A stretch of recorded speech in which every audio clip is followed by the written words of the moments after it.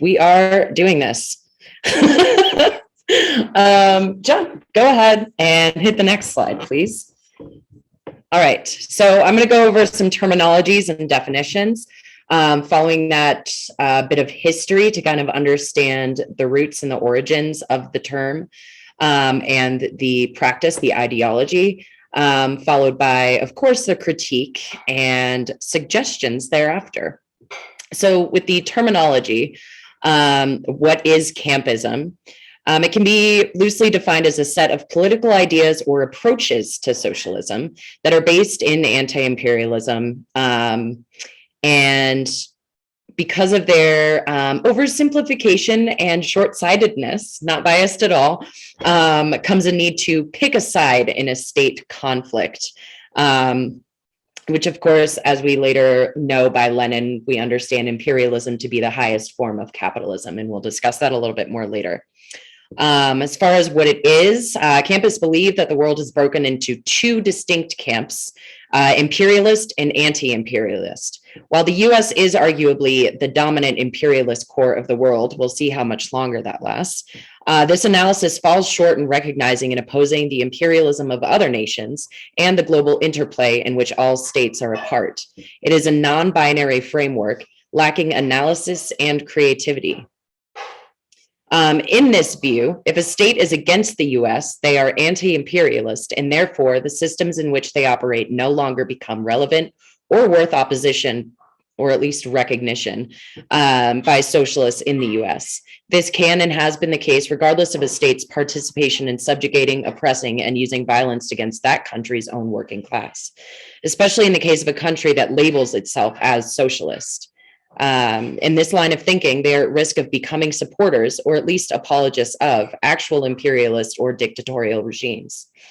A brief quote and then a simple explanation that was offered by Labots in one of the readings is a statement that the problem is that socialist proponents of campism offer little empirical coherence or rationale for their choice of sides, and they often commit the sin of making a virtue out of what would, to others, perhaps be simply a tactical necessity.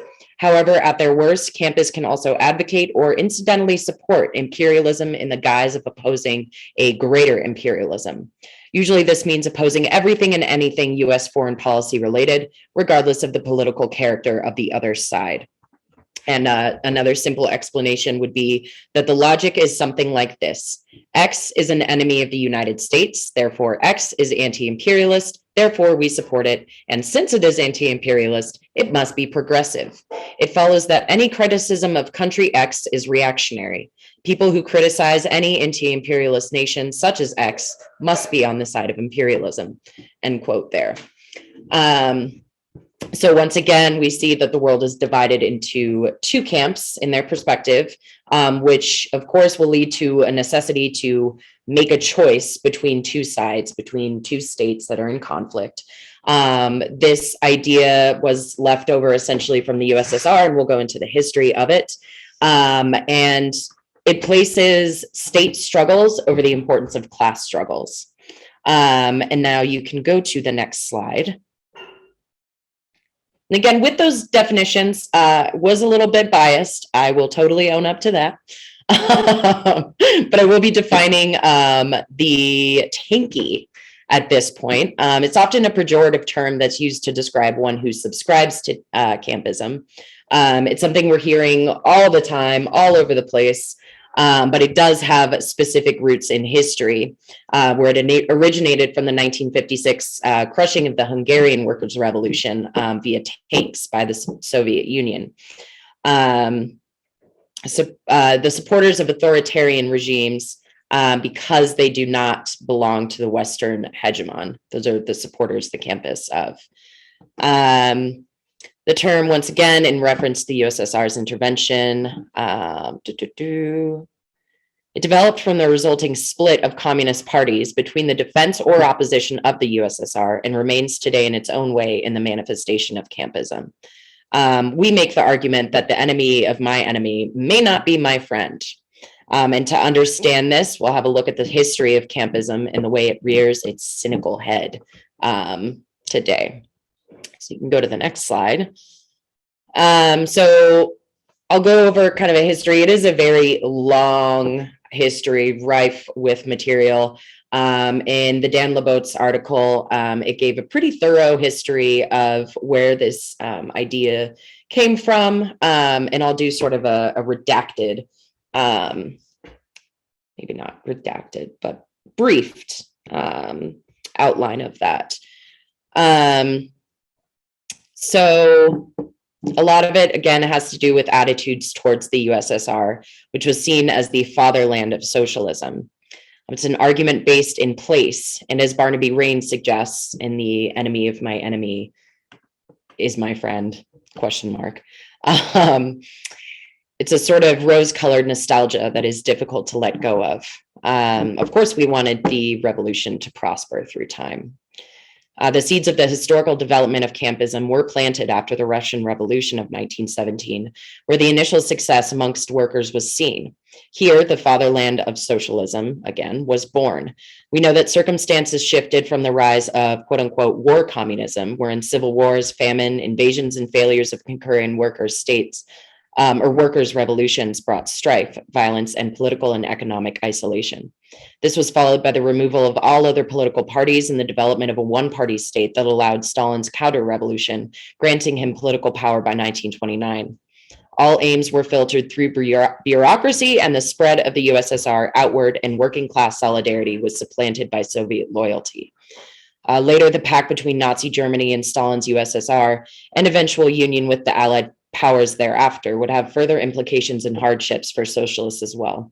Stalin's opportunism allowed him to evade invasion by Germany, which was betrayed in 1941 when his government joined the Allied powers to defeat them. And yes, many communists slaughtered many a Nazi for sure.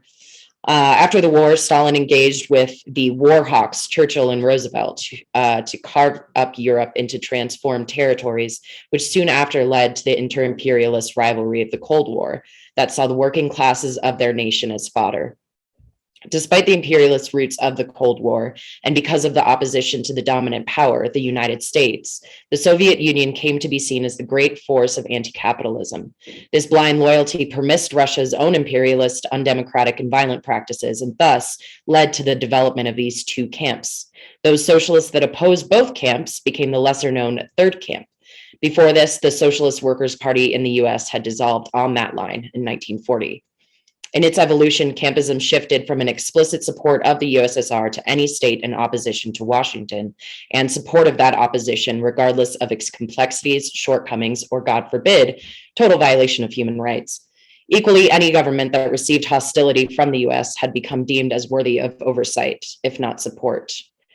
And Labote's, once again, there's a quote where he suggests that the logic is a recipe for empty cynicism.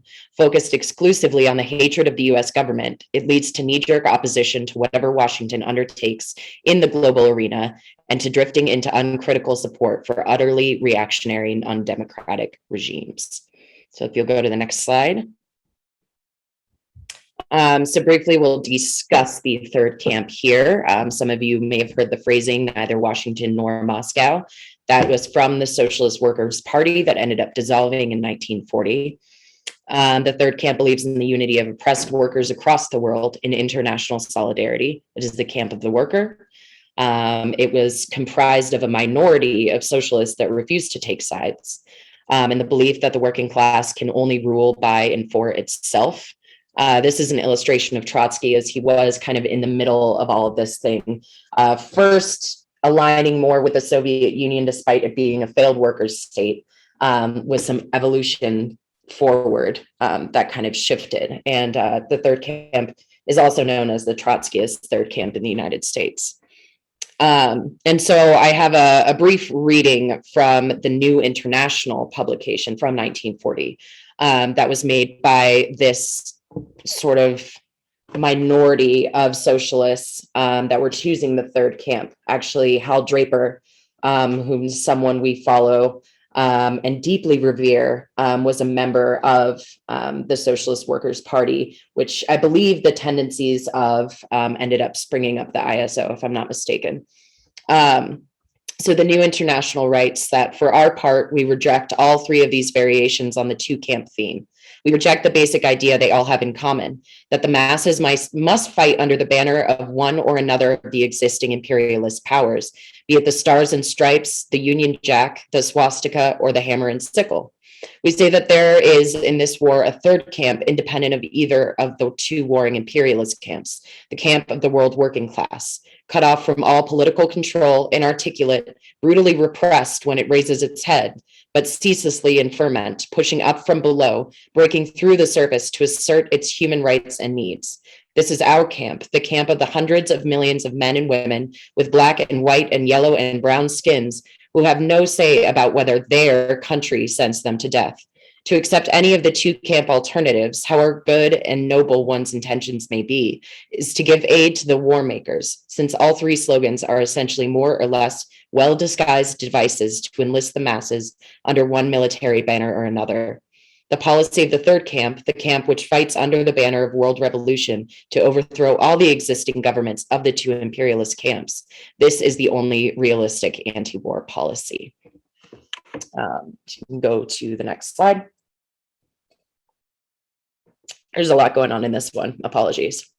However, we're just going to touch on the idea of imperialism as under Campism, once again, the world is broken into two pieces, anti-imperialist and imperialist. And here we're just going to touch on some of those ideas. So we know that there are 5 criteria of an imperialist nation.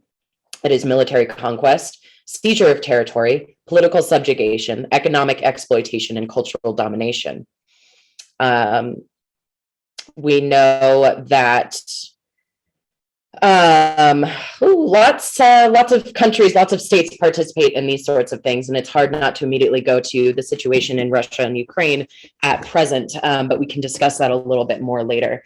One of the key features also is this idea among campus that because a nation is labeled as communist or socialist, that they simply cannot be imperialist, because in Lenin's argument, imperialism is the highest point of capitalism. So just based on this verbiage, just based on semantics, if a country deems itself as communist or socialist, it thereby cannot be imperialist. And this is something that we would reject while fully supporting Lenin's theories on this. So just a quote from another article that was not in the provided materials. States that Lenin characterizes imperialism as featuring the rise of corporate monopolization, expansion of finance capital, export of capital taking precedence over the export of commodities, an increased presence of international monopoly associations, and the conclusion of dividing the planet territorially. Now, if we think through our minds, we can come up with a couple of examples of this. I also want to throw out the example of Assad with Syria. Or the current state since 1975, I believe, of the Western Sahara being occupied as a colony, a territorial colony by Morocco after its own independence from Spain. So just thinking about these different examples kind of as we go along. You can go to the next slide. All right, so this idea of neo-campism, this kind of drifts into the next article that was written based off the interview with Barnaby Rain, who did the article, "Is the Enemy of My Enemy My Friend?" And he sort of approaches this in regards to kind of today's manifestations, its appearances. It does kind of come from a more emotional aspect, I would say, than the other article, which is more historic.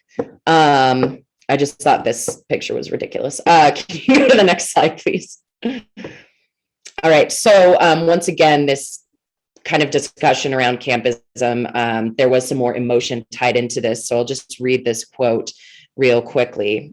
He states, "And so I think contemporary campism reflects this tension between an extreme kind of pessimism and a desperation to feel a certain kind of optimism, to just allow yourself to believe in something and to give doubt a rest for a moment and to believe that there might be something, some better world out there somewhere.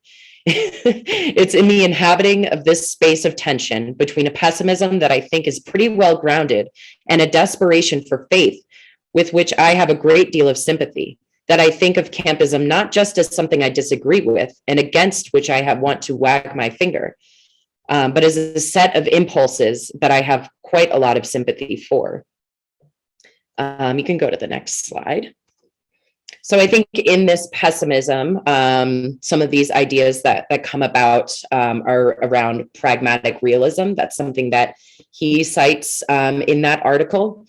This idea that, well, this is the reality of the situation we're in, using right-wing and liberal language of, well, there's never been a socialist place that has ever succeeded. True socialism has never succeeded. I also see this as a sort of defeatism. If we're going to talk about the emotional aspects of this sort of thing, this idea to grasp on to this idea that there might be something better, that there isn't something better, there's a line of defeatism within that, I would say. I also want to point out that this idea of this pragmatic realism also lends itself to reformism and democratic socialism, and therefore defeats the proletarian revolution and the ideas of working class revolution globally, and also puts, once again, as Campism does, the focus on the state and working from within rather than on the power of the working class itself. I also want to bring up Mark Fisher's concept of capitalist realism, which is simply that there's nothing else possible but capitalism. This is what we have. This is what we are in. And it's that sort of idea right there. So Rain also mentions, that there are grains of truth in this pessimism, right? That the reality is that we are not necessarily near a global proletarian revolution. However, that does not mean that we need to slip into the cynicism and pessimism that campus kind of fall into and promote. We as revolutionary socialists must resist this pessimistic urge, this cynicism, because we believe in building a true Marxist international movement from below. Rain also states that this pessimism utterly gives up on the possibility of trying to hone a socialism of popular power and freedom to which we should be loyal. Next slide, please.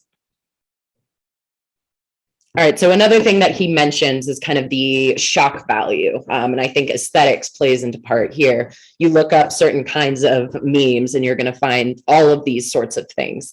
So again, in Rain's article, he talks about the two most taboo things in neoliberal democracy and liberal democracy, the ideas of Nazism and Stalinism, right? And through this sort of cynicism or this nostalgia that's so hard to let go of, we find this kind of like attraction to the shock value of being a communist, and it's easy to access, right? We know that Stalinism is taboo. Humans like to be provocative, and that's something we see in the spaces primarily of social media, especially. People like to be countercultural. And the reading that I'm getting from this, the feelings that occur when I'm reading about all of this is this like lack of feeling anything, right? So cynical, so hopeless that you just don't really feel anything at all. So to produce shock is to like produce an emotion. It's a cynicism toward current conditions and reaching for the past once again. Rain compares it to the alt-right in their critique that it is clear that the order of liberal democracy has been a great failure to all of us, and that these have been two avenues that people have found a sort of respite in. You can go to the next slide. So one thing that I just wanted to note as well, as I was kind of reading through all of this stuff, I thought about Luxembourg and kind of the discussion within, I believe it was in the mass strike, where she's talking about the need for connection of politics and economics. And just one of the quotes I also have once again that reminded me of that was that it follows the redefinition of socialism into the space of the economy. It gives up the promise of popular power, which of course is not a promise you can ever realistically claim is realized, by either the big bureaucracies of social democratic welfare state societies or the dictatorial bureaucracies of Stalinist societies. It loses focus on state power in the space of proletarian revolution into the realm of geopolitics and who to support in inter-imperialist conflicts. So for me, it just kind of aligns between those ideas that we need those two things tied together for success. You can go to the next slide. So Skoulos, this is another article from New Poll, the publication that we got one of our other readings from. He states that today's campus will not discuss the authoritarian and oppressive political powers or the exploitative economic systems of what they consider to be the anti-imperialist nations such as Russia, China, or Cuba, or of Iran or Syria. The campus are even more hostile to the notion that one should examine the class character, governmental system, and economic regimes of beleaguered nations like Venezuela and Nicaragua. To question these governments, they argue, is to aid US imperialism. So traditional Marxism, based on analyzing the political economy, social classes, class struggle, and oppression in a country, as well as its international relations, is discarded.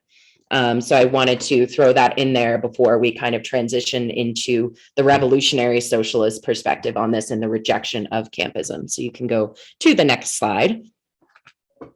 Actually, this illustration here, it's quite wonderful. It's talking about the top to bottom versus bottom to top socialism from below. It's the cover art for one of the editions of Hal Draper's Two Souls of Socialism. And so here, of course, we say revolutionary socialism, the tendencies of the International Socialist Organization, from which our idea is sparked. Again, that's socialism from below and internationalism. Lenin also stated that workers have no countries, or rather it was Marx and Engels. I am so sorry. Workers have no country. I want to argue that we cannot overthrow US imperialism without overthrowing imperialism broadly. For example, China's. We must recognize the interplay between the two, that the two have with each other in the global economy as far as the US hegemony and China. Capitalism and imperialism do not happen in a vacuum, state by state, and in isolation. That is completely antithetical. There's no stretch of land or sea that is outside the network of capitalism. Indeed, not even amongst self-proclaimed socialist countries like Cuba, who still must operate within this sphere in near isolation. Here's a suspension, Campism, in one's ability to think critically about the vast network of interconnected nation states and the historical fact of imperialism currently and throughout history. Like Rain suggests, it is a desire to live in the nostalgia of the hope of the Bolshevik Revolution or even Stalinism, thus denying internationalism and historical materialism.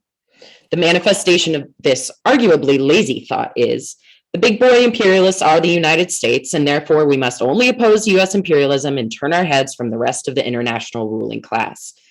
We see clearly this is incorrect, counter-revolutionary, against solidarity, and a disregard of internationalism, and thus a deviation from and arguably a bastardization of true Marxist theory, ultimately an out from critical analysis of the realities of the world as it is. It insulates and isolates workers of separate nation states when in fact we need global solidarity to achieve true socialism.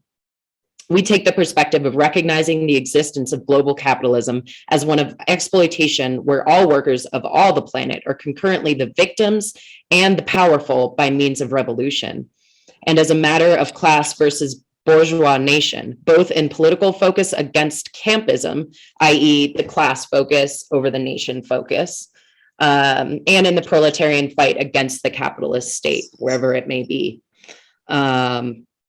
We do not choose a side of intra-imperialist conflict. There are no sides but the working class side. We refuse to take any other.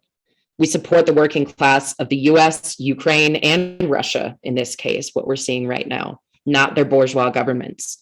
We will not be pushed into lesser evilism and certainly not support or avoid the imperialist notions and practices of other bourgeois states. let's see. Another quote that I have is that perhaps there are instances where the enemy of our enemy is our friend. But binary approaches to anti-imperialism, such as Campism, surely do not help us think through broader strategic and political complexities.